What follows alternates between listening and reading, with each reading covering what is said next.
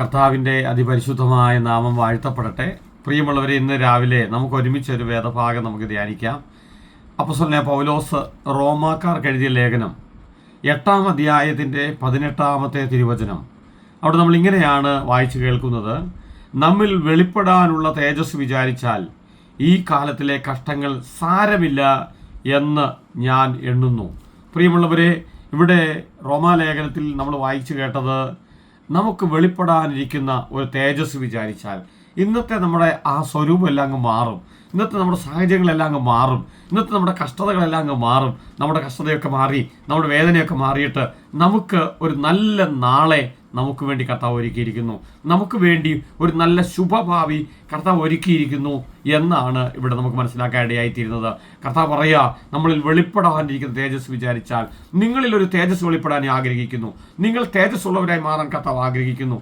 നിങ്ങളുടെ മേൽ തേജസ്സിൻ്റെ മേൽ തേജസ് തന്ന് നിങ്ങളെ അനുഗ്രഹിക്കാൻ, നിങ്ങളെ അനുഗ്രഹിക്കാൻ യേശു കർത്താവിന് ഇഷ്ടമാണ്. കർത്താവ് അതിനുവേണ്ടി കാത്തിരിക്കുന്നു, കർത്താവ് അതിനുവേണ്ടി ആഗ്രഹിക്കുന്നു എന്നാണ് വായിക്കേണ്ടതായിത്തീരുന്നത്. നമ്മൾ വെളിപ്പെടാനുള്ള തേജസ് വിചാരിച്ചാൽ ഈ കാലത്തിലെ കഷ്ടങ്ങൾ സാരമില്ല. പ്രിയമുള്ളവരെ, യേശുവിനെ വിശ്വസിക്കുമ്പോൾ, കർത്താവിന് വേണ്ടി ജീവിക്കുമ്പോൾ, കർത്താവിന് വേണ്ടി ജീവിക്കാൻ തീരുമാനിക്കുമ്പോൾ നമ്മുടെ ജീവിതത്തിൽ കഷ്ടങ്ങൾ വരും, വേദനകൾ വരും, നിരാശകൾ വരും. ക്രിസ്തീയ ജീവിതം ഒരു സുഖകരമായ ജീവിതമല്ല, ജയകരമായ ജീവിതമാണ്. കഷ്ടതയെ ജയിക്കുന്ന, വേദനയെ ജയിക്കുന്ന, പ്രതിസന്ധിയെ ജയിക്കുന്ന ഒരു നല്ല ജയകരമായ ഒരു ജീവിതമാണ് യേശു കർത്താവ് എനിക്കും നിങ്ങൾക്കും വേണ്ടി വെച്ചിരിക്കുന്നത്. അതുകൊണ്ട് ഞാൻ പറയട്ടെ, ഇവിടെ വെളിപ്പെടാനിരിക്കുന്ന തേജസ് വിചാരിച്ചാൽ ഇന്നത്തെ കഷ്ടങ്ങൾ സാരമില്ല എന്ന് ഞാൻ എണ്ണുന്നു. പ്രിയമുള്ളവരെ, സാരമില്ലെന്ന് ബൈബിൾ നമ്മളോട് പറയുമല്ല. യേശു കർത്താവ് നമ്മളോട് ഇന്നത്തെ കഷ്ടങ്ങൾ സാരമില്ലെന്ന് ദൈവം നമ്മളോട് പറയല്ല. പകരം ഇവിടെ അപ്പോസ്തലനായ പൗലോസ് പറയുക, സാരമില്ലെന്ന് ഞാൻ എണ്ണുന്നു. ഞാൻ നിങ്ങളോട് പറയട്ടെ, നിങ്ങളുടെ പ്രതിസന്ധിയെ നിങ്ങൾ എങ്ങനെ എടുക്കുന്നു?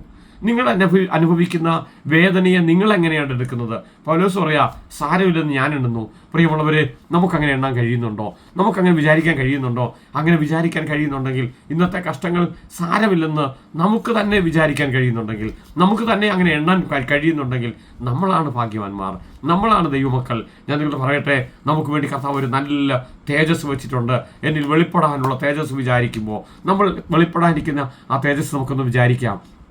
നമുക്ക് വേണ്ടി കർത്താവ് ഒരുക്കിയിരിക്കുന്ന തേജസ്സും മഹത്വവും ഒക്കെ ഒന്ന് വിചാരിക്കുമ്പോൾ ഇന്നത്തെ പ്രതിസന്ധിയൊക്കെ നമ്മൾ മറന്നുപോകും.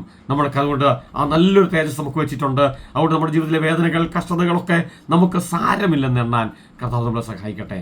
കണ്ണുകളടയ്ക്കാം, ഒരു നിമിഷം പ്രാർത്ഥിക്കാം. പിതാവേ, ഞങ്ങൾ യേശുവിൻ്റെ നാമത്തിൽ ഞങ്ങൾ ഒരുമിച്ച് പ്രാർത്ഥിക്കുന്നു. പിതാവേ, ഇന്ന് ഞങ്ങളുടെ ജീവിതത്തിൽ വരുന്ന ഒരു കഷ്ടതകളും പ്രയാസങ്ങളൊന്നും ഞങ്ങൾ സാരമില്ലെന്ന് എണ്ണുന്നു. കാരണം ഒരു നല്ല നാളെ ഞങ്ങൾക്ക് വേണ്ടി ഒരുക്കിയിട്ടുണ്ട്. ഒരു തേജസ്സുള്ള ദിവസം ഞങ്ങൾക്ക് വേണ്ടി ഒരുക്കിയിട്ടുണ്ട്. ഒരു തേജസ് ഞങ്ങൾക്ക് വേണ്ടി മുന്നൊരുക്കിയിട്ടുണ്ട്. അതനുഭവിക്കാൻ ഞങ്ങളെ കർത്താവിൻ്റെ കരങ്ങളിൽ ഏൽപ്പിക്കുന്നു. യേശു കർത്താവ് അങ്ങനെ ചെയ്യുന്നതുകൊണ്ട് ഞങ്ങൾ നന്ദി പറയുന്നു. യേശുവിൻ്റെ നാമത്തിൽ തന്നെ ആമേൻ. പ്രിയമുള്ളവരെ, നമുക്ക് വേണ്ടി കർത്താവ് ഒരുക്കിയിരിക്കുന്ന ആ തേജസ് അനുഭവിക്കാൻ കർത്താവ് നമ്മളെ സഹായിക്കട്ടെ. അതുകൊണ്ട് കഷ്ടങ്ങൾ സാരമില്ല എന്ന് നമുക്കെണ്ണാം. കർത്താവ് അത്ഭുതകരമായി നടത്തട്ടെ.